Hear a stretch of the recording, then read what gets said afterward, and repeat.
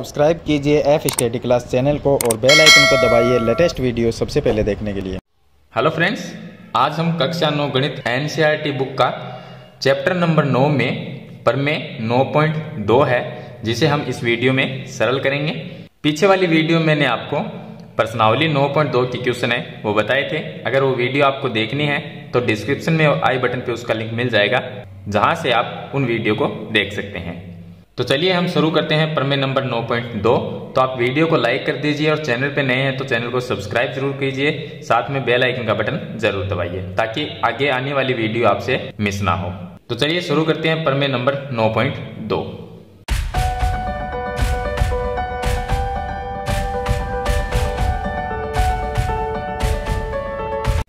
इसमें लिखा है कि एक ही आधार और एक ही समांतर रेखाओं के बीच स्थित त्रिभुज क्षेत्रफल में बराबर होते हैं। जब त्रिभुज एक ही आधार पे हो और एक ही समांतर लाइन के बीच में बने हुए हो यानी स्थित हो, तो उन दोनों का क्षेत्रफल क्या होगा? बराबर होगा। अब इस चित्र में देखिए, इनका आधार AB है। मैं आपको एग्जाम्पल से समझा देता हूं। देखिए, हमने एक आधार लिया नीचे AB, ये आधार हो गया AB। इस आधार पे हम त्रिभुज बनाएंगे और वो दोनों त्रिभुज समांतर लाइनों के बीच में स्थित होने चाहिए, तभी उनका क्षेत्रफल क्या होता है? बराबर होता है। लेकिन हमें इसमें ये सिद्ध करना है कि त्रिभुज का क्षेत्रफल बराबर होगा। तो इस आधार पे हम एक त्रिभुज बनाते हैं इस तरह से। इस तरह से हमने एक त्रिभुज बना लिया और दूसरा त्रिभुज हम इसी आधार पे बनाएंगे।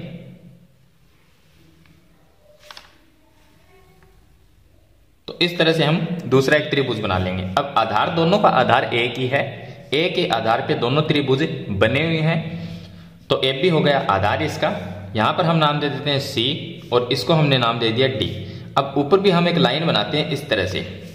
ऊपर भी क्या है? एक लाइन बनाते हैं। तो ऊपर वाली जो रेखा है और नीचे वाली जो रेखा है, ये दोनों क्या है? समांतर है आपस में। तो इन दोनों समांतर लाइनों के बीच में ये दोनों त्रिभुज बने हुए हैं और दोनों का जब आधार एक है और दो समांतर लाइनों के बीच में बने हुए हैं, तो दोनों जो त्रिभुज है इन दोनों का क्षेत्रफल क्या होगा? बराबर होगा। ये हमें सिद्ध करना है। तो ये चित्र मैंने यहां पर बनाया है। अब देखिए, इस चित्र के अंदर भी ऐसा ही बना हुआ है चित्र है। इसमें भी AB आधार है और ऊपर वाली ये CD और नीचे वाली AB, ये क्या है? समांतर लाइनें हैं दोनों। तो दोनों समांतर लाइनों के बीच में ये दो त्रिभुज बने हुए हैं, दोनों का आधार एक है। अब एक त्रिभुज हो गया ABC और दूसरा हो गया ABD। ये दो त्रिभुज है, इनका क्षेत्रफल हमें बराबर सिद्ध करना है। तो देखिए, सबसे पहले हम लिखते हैं कि हमें दिया है, हमें क्या दिया गया है? दो समांतर लाइनें दी गई है, AB और CD। लिख देते हैं कि AB समांतर है CD के, ये हमें दिया गया है। अब हमें सिद्ध करना है कि दोनों का क्षेत्रफल क्या है? बराबर है। तो मैं यहां पर लिख देता हूं, हमें सिद्ध करना है। एक तो हो गया त्रिभुज एरिया ऑफ ABC, त्रिभुज हो गया, तो मैं लिख देता हूं ABC, और बराबर में एरिया ऑफ दूसरा त्रिभुज ABD हो गया, तो ABD। दोनों का क्षेत्रफल हमें बराबर सिद्ध करना है। इसमें एक छोटी सी हमने रचना की है। रचना क्या की है? हमने यहां पर लंब डाल दिया। तो मैं यहां पर P लिख देता हूं और यहां पर Q लिख देता हूं। तो ये जो CP है ये लंब है AB पर, और यहां पर DQ जो है, रेड कलर में जो लाइन है DQ, वो भी लंब है किस पर है? AB भुजा पर। तो मैं लिख सकता हूं कि CP लंब है AB पे और DQ लंब है AB पर। तो ये हमने रचना की है। तो मैं लिख देता हूं CP लंबवत है AB के ऊपर, और इसी तरह से दूसरा लंब है DQ, वो भी किस पे है? AB के ऊपर है। तो AB पे हमने दो लंब डाल दिए। अब देखिए, जब दो समांतर लाइनों के बीच में हम लंब खींचते हैं तो वो लंब दूरी क्या होती है? बराबर रहती है। मान लीजिए हमारे पास में एक ये लाइन है और दूसरी ये लाइन है। दो लाइन, ये एग्जाम्पल ले लेते हैं। दोनों लाइनें समांतर है, ये दोनों क्या है? समांतर। तो इसके बीच में हम कितनी भी रेखाएं खींच दें तो ये रेखाएं क्या होगी? बराबर होगी। इनकी जो दूरी है वो बराबर होगी। हम इसे क्या कहेंगे? लंब कहेंगे। एक ये हो गया, यहां पर दूसरा लंब ये हो गया, तो ये तीसरा हो गया। तो दो समांतर लाइनों के बीच में कितने भी लंब हो तो वो लंब दूरी क्या होती है, बराबर होती है, यानी ये इसके बराबर है और ये इसके बराबर है, तीनों आपस में क्या है, बराबर है। तो इसी तरह से यहां पर जो CP और DQ ये लंबवत दूरी जो है वो बराबर होगी, क्योंकि ऊपर वाली और नीचे वाली लाइन क्या है, समांतर है, और समांतर लाइनों के बीच में लंबवत दूरी बराबर होती है। कि उत्पत्ति में देखिए, उत्पत्ति के अंदर लंबवत दूरी बराबर होती है, इसका मतलब CP है वो किसके बराबर है, DQ के बराबर। तो मैं यहां पर लिख देता हूं, सबसे पहले ये लिख देता हूं CP बराबर DQ। इसका कारण आप लिख सकते हैं, दो समांतर रेखाओं के बीच लंबवत दूरी बराबर होती है। तो चलिए मैं यहां पर लिख देता हूं।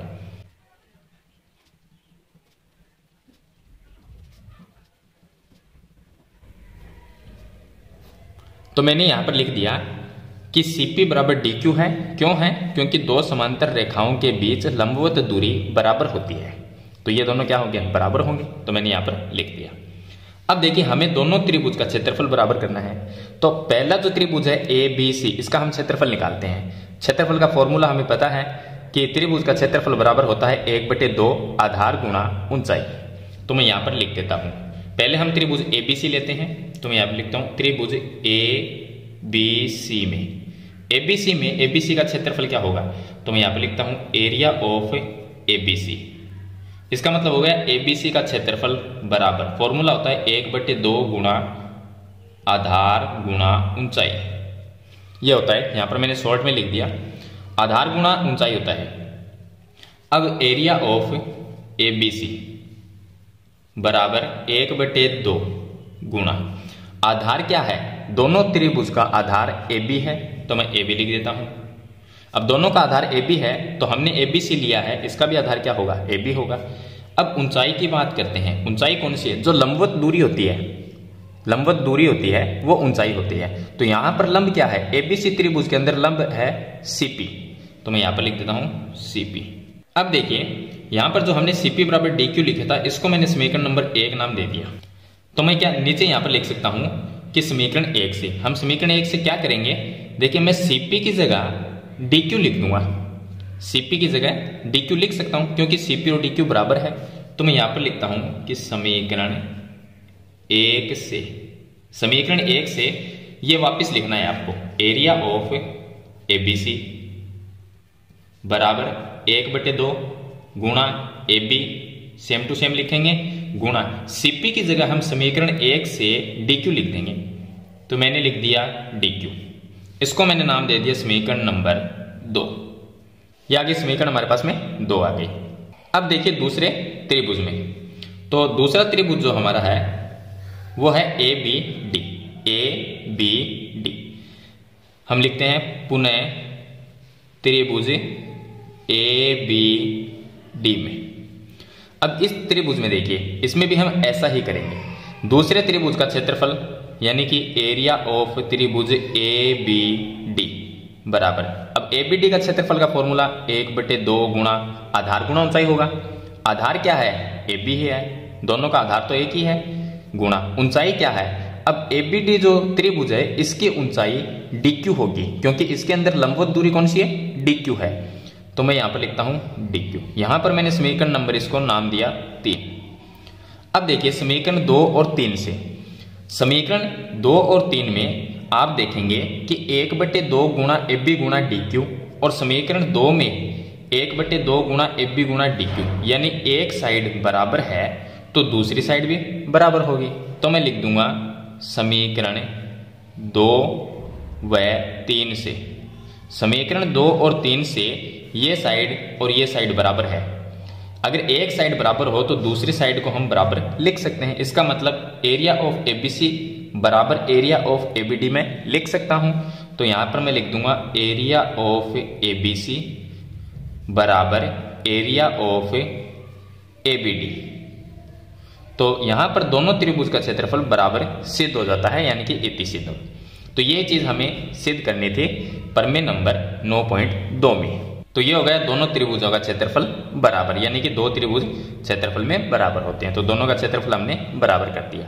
प्रमेय नंबर 9.1 है, उसका भी मैंने वीडियो बना दिया है, अगर वो आपको देखनी है तो आई बटन पे उसका लिंक मिल जाएगा और इस वीडियो के डिस्क्रिप्शन में भी उसका लिंक आपको मिल जाएगा, वहां से आप देख सकते हैं। वीडियो पसंद आए तो इसे लाइक और शेयर जरूर कर देना, इस चैनल पे नए हैं तो सब्सक्राइब करना, साथ में बेल आइकन का बटन जरूर दबाना। तो आज की वीडियो में इतना ही, मिलते हैं एक नई वीडियो के साथ, तब तक के लिए थैंक यू।